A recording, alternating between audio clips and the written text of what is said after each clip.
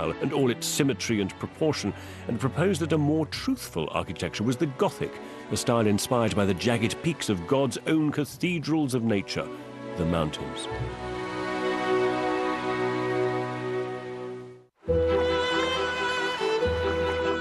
I'm in the Alps, retracing the last wave of 19th century grand tourists who came to these mountains and discovered their dramatic history for the first time. But 50 years after the works of Turner and Ruskin had extolled the Alps' sublime beauty, tourists began arriving in their hundreds, tourists far less interested in the origins of architecture, or indeed mankind. I've travelled to Lake Lucerne, which by the 19th century had become the most famous tourist destination in Europe, all made possible by the great invention of the age, the steam engine. And it seems to be bringing out my inner nerd. I love machines like this. I love the fact that you can understand them so easily. Down there is a piston with steam being injected into it, made by boiling water with a coal fire. And there's another one there, and they drive these big crank rods, which drives this big crankshaft, which turns the wheels. It's that simple. The exciting, the scary thing here is that these two pistons are the equivalent of 1,000 mules. There's mass tourism for you.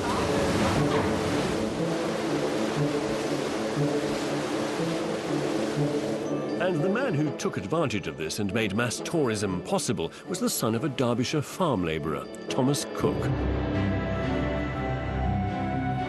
In 1863, he realised the potential of tourism in the Alps and took a group of 60 clerks, accountants and physicians across Switzerland from Chamonix to Lucerne. Within just a few years, thousands of tourists were heading to the mountains every year on Thomas Cook tours. It was the beginning of the end for the Grand Tour. For the most part, those early package tours were coming to Lucerne to visit one site in particular, the Rigi, the most famous and most romantic mountain of the age. So accessible that even a rotund Queen Victoria climbed it, or muled it, in disguise in 1878. And I'm following in their footsteps with my guide, Oscar West, and, bizarrely, a group of yodelers.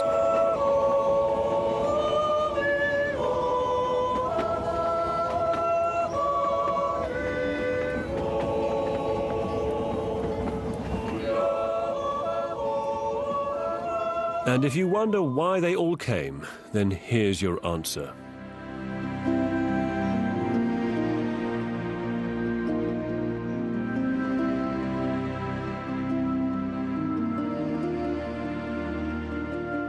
But such a spectacular panorama also had its downside. So at its peak, how many people were coming here? How many people could stay here at the hotel? Well, in the best times, about 1900, there were about 4,000 beds. What? 4,000 beds on Rigi, much more than today. So, within 20 years of the first Thomas Cook visitors, the Hotel Rigi Kulm had been built, and the experiences of the aristocratic grand tourists were now available to the masses, albeit with grand pianos, five-course dinners, and a daily English paper. The artist and aristo William Brockenden had no idea that the gentilities of Wapping had ever extended so far from the Thames. And people came just to see the dawn and see the sunset and admire the mountains. This sunrise, you see, that's the situation here before. Also in the early morning, the best places here on that special tower, of course. If this is early 1800s, in the early 1700s, Scheuchzer was writing his definitive Book of Dragons for the Royal Society that scientists thought existed in these Alps, and 100 years later, they're all gone. On one hand, he writes interesting and absolutely correct things about geology and fossils, but in the same book he writes that there are dragons with two heads and dragons with one head, and flying dragons and non-flying dragons and such strange things. The same man it's ludicrous. In the same time. That's, I think that's interesting. But you know, Oscar, I can't decide which is more ludicrous, that or this. And speaking of ludicrous, I just couldn't help myself.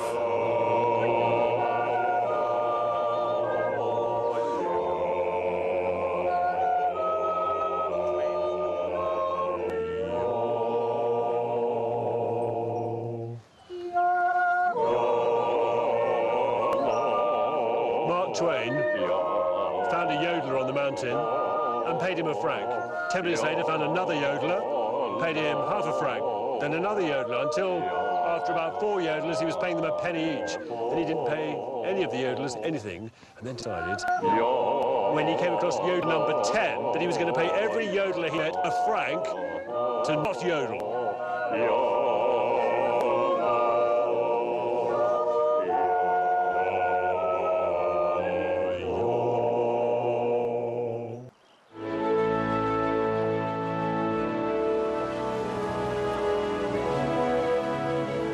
Grand tour has covered 300 years of travel, taking me from early 17th century Paris to the last outpost of the Grand Tour, here in the mountains of Lucerne.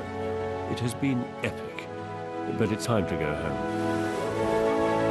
And I'm not doing so by foot, by horse or by carriage, or even by boat, but on something that would change the nature of travel forever: the railway.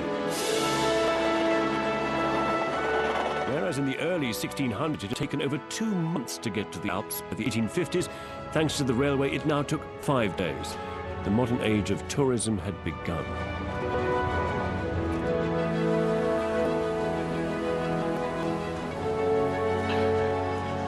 The age of rail travel may have opened up mass tourism, but I tell you, it also eroded that sense of adventurism that the grand tourists enjoyed. Add to that, the 19th century wasn't the golden age of architecture either. It was the age of engineering, of tunnels, of dams, of bridges, of stations like this. All in all, the arrival of this, that killed the Grand Tour. But now it was all over, where did it leave British architecture? Were we still taking inspiration from the classical ruins of ancient Greece? Or had the discovery and fascination for the natural forms of the Alps led Britain back to its Tudor Gothic roots?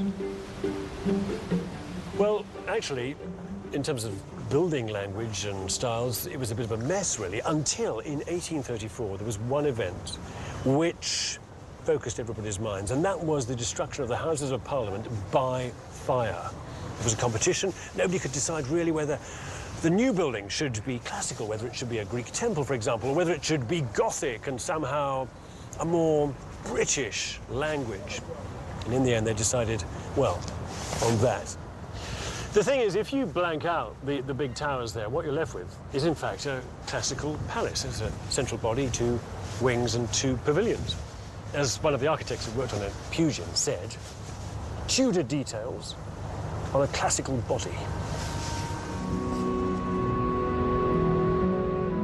This building is a sort of fitting conclusion to my journey, because it has all the symmetry and proportion of an ancient temple decorated with the jagged edges of the Alps.